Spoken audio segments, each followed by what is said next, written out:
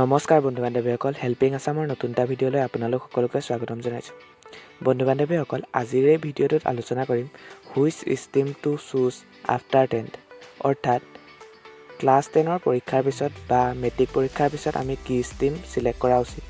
অৰ্থাৎ আমি ছায়েন্সত এডমিশ্যন লোৱা উচিত নে আৰ্টছত এডমিশ্যন লোৱা উচিত নে কমাৰ্চত এডমিশ্যন লোৱা উচিত।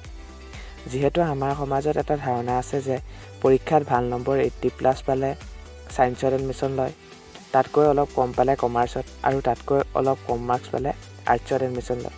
কিন্তু এনেদৰে ষ্ট্ৰীম চুজ কৰাটো উচিত নহয়। এনেদৰে ষ্ট্ৰীম চুজ কৰিলে এডমিশ্যন লোৱাৰ পিছত হায়াৰ ছেকেণ্ডেৰী এক্সামত মনে বিচৰা ধৰণে ৰিজাল্ট কৰিব নোৱাৰি। ঠিক তেনেদৰে আমি কিছুমানে বেলেগ, অৰ্থাৎ লগৰজনে ছায়েন্সত ল'লে বোলে ময়ো ছায়েন্সত ল'ম, লগৰজনে কমাৰ্চত ল'লে বা আৰ্টছত ল'লে ময়ো কমাৰ্চ বা আৰ্টছত ল'ম, এইদৰেও ষ্ট্ৰীম চিলেক্ট নকৰিবা বা অভিভাৱকৰ হেঁচাত পৰিও ষ্ট্ৰীম চিলেক্ট কৰা উচিত নহয়।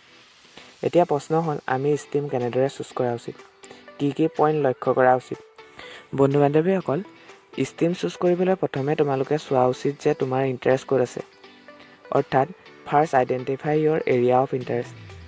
তোমাৰ ইণ্টাৰেষ্ট ক'ত আছে, তুমি মেথছ কৰি ভাল পোৱা নে ছায়েন্স কৰি ভাল পোৱা নে জিঅ'গ্ৰাফী পঢ়ি ভাল পোৱা, ইকনমিক্স পঢ়ি ভাল পোৱা, আছামিজ পঢ়ি ভাল পোৱা, সেইটো ফাৰ্ষ্ট চাই লোৱা।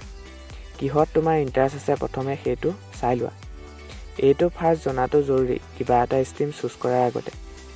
ছেকেণ্ড, তোমালোকে চোৱা উচিত যে তোমাৰ কেপাবিলিটি কি। অৰ্থাৎ তোমাৰ ইণ্টাৰেষ্ট থকা ছাবজেক্টটোত তোমাৰ কেপাবিলিটি আছে নাই। অৰ্থাৎ তোমাৰ মেথছত ইণ্টাৰেষ্ট আছে, গতিকে তুমি মেথছ কৰি ভাল পোৱা নাই, মেথছ কৰিব পৰা কেপাবিলিটি আছে নাই, সেইটো চাই ল'বা। তাৰ উপৰিও তুমি যিটো ষ্ট্ৰীমত এডমিশ্যন ল'ম বুলি ভাবিছা সেই ষ্ট্ৰীমত পঢ়ি থকা ছাত্ৰ ছাত্ৰীসকলৰ ওচৰলৈ গৈ তাত কি ছাবজেক্ট আছে, কি পঢ়িব লাগে সেইবোৰ জানি লোৱা। তাৰপিছতহে তোমালোকে এটা ষ্ট্ৰীম চিলেক্ট কৰিবা। ষ্ট্ৰীম চিলেক্ট কৰিবলৈ ইণ্টাৰেষ্ট প্লাছ কেপাবিলিটি চাইহে চিলেক্ট কৰিবা। আৰু লগতে চাবা তোমাৰ লক্ষ্য কি, লক্ষ্যত উপনীত হ'বলৈ কোনটো ষ্ট্ৰীমত পঢ়া উচিত সেইটোও চাই ল'বা। বন্ধু-বান্ধৱীসকল, তোমালোকে ষ্ট্ৰীম এটা চিলেক্ট কৰোঁতে এই কথাকেইটাৰ ওপৰত নিশ্চয় গুৰুত্ব দিবা। আশা কৰোঁ এই ভিডিঅ'টোৱে তোমালোকে কি ষ্ট্ৰীমত পঢ়িবা সেইটো চিলেক্ট কৰাত সহায় কৰিব। যদিহে ভিডিঅ'টো ভাল লাগিল, ভিডিঅ'টো এটা লাইক কৰাৰ লগতে চেনেলটো ছাবস্ক্ৰাইব কৰি অল ন'টিফিকেশ্যন অন কৰি দিবা।